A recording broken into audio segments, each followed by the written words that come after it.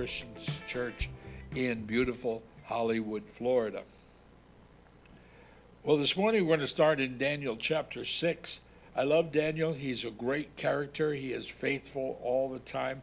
But remember, in Daniel 6, his enemies come against him with Darius the king and say, look, this guy Daniel is not following along on the program.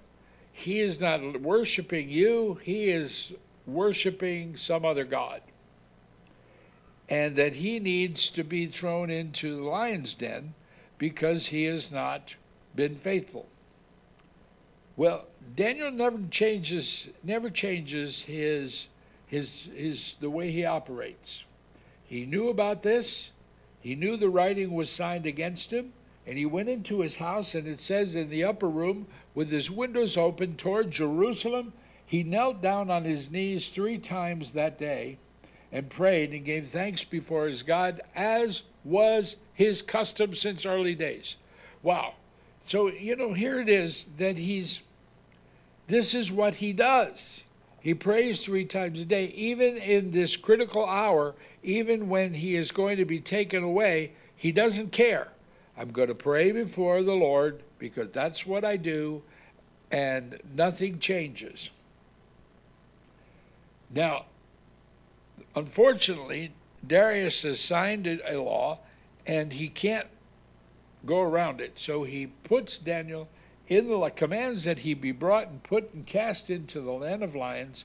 And the king said to Daniel, your God whom you serve continually, he will deliver you. Now that's a major prophetic statement from a pagan king. He doesn't want to do this to Daniel. He's being forced into it. And he says, I know that your God will deliver you. Wow.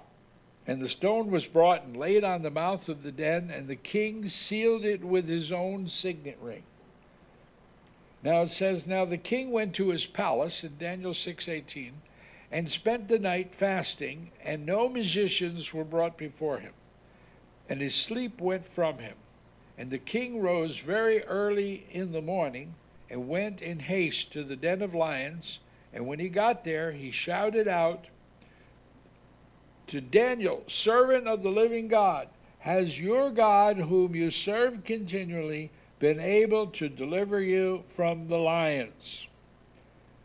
And Daniel said to the king, O king, live forever. My God sent his angel and shut the lions' mouths, so they have not hurt me whatsoever, because I have been found innocent before him. Now, what is the purpose of all this? To get Daniel's attention? No, he already had Daniel's attention. Daniel was committed. He never varied from his commitment to the Lord. It's to show Darius, King Darius, that this is something unusual. Darius then, in addition to throwing Daniel's enemies to the same lions, and they destroyed him, Darius issues a decree that's absolutely amazing. He says, Darius is in Babylon. He's the king of the Medes, and he's a pagan, and he writes this, to all the people, nations, and languages that dwell on the earth, peace be multiplied to you. I make a decree that in every dominion of my kingdom, men must tremble and fear before the God of Daniel. For he is the living God and steadfast forever. His kingdom is the one which shall not be destroyed, and his dominion shall endure to the end. He delivers and rescues, and he works signs and wonders in heaven and on earth. He delivered Daniel from the power of the lions. And it says, so that Daniel prospered in the reign of Darius and in the reign of Cyrus the Persian. This was a message to pagan kings. Don't mess with our God. Our God is God. It doesn't say they get saved. It doesn't say they all of a sudden become Jews.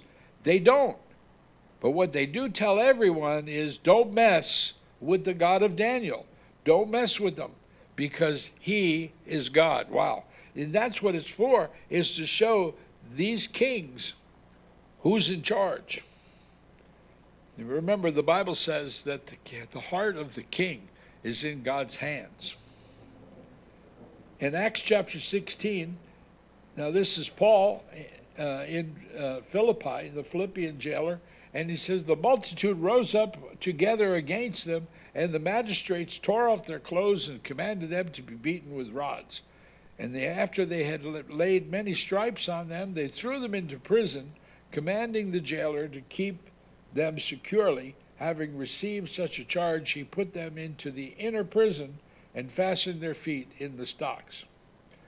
But at midnight, Paul and Silas were praying and singing hymns to God. Now get out. Now, instead of whining and crying and complaining about their wounds and complaining how their back hurt, and there they were in the middle of a dark, dirty Roman prison singing and praising God. So that it says, and the prisoners were listening to them. The other prisoners were listening. Suddenly there was a great earthquake, so that the foundations of the prison were shaken, and immediately all the doors were opened and everyone's chains were loosed. God intervened in the middle of what looked like a very bleak situation. God intervened with an earthquake and opened all the doors of the prison.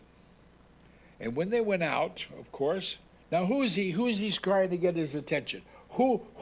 The prisoners? No, it doesn't say that there's a revival among the prisoners and they all got saved. They all stayed behind, and everyone regarded it as a miracle. And the jailer comes out and says, what must I do to be saved? What must I do to be saved? See, God is showing off to the Philippian jailer, and he's saying, watch what happens. All these guys, the doors are open, all the prisoners come out, and they stand around waiting to be put back in the prison. Now, if that's not supernatural, I don't know what is. In Acts chapter 17, it says this. When they did not find them, they dragged Jason and some brethren to the rulers of the cities, crying, those who have turned the world upside down have come here too. And famously, Lord Cornwallis at the Battle of Yorktown, when the British Army was defeated by the George Washington and the American Army, the Cornwallis apparently most famously ordered the band to play the hymn, The World Turned Upside Down.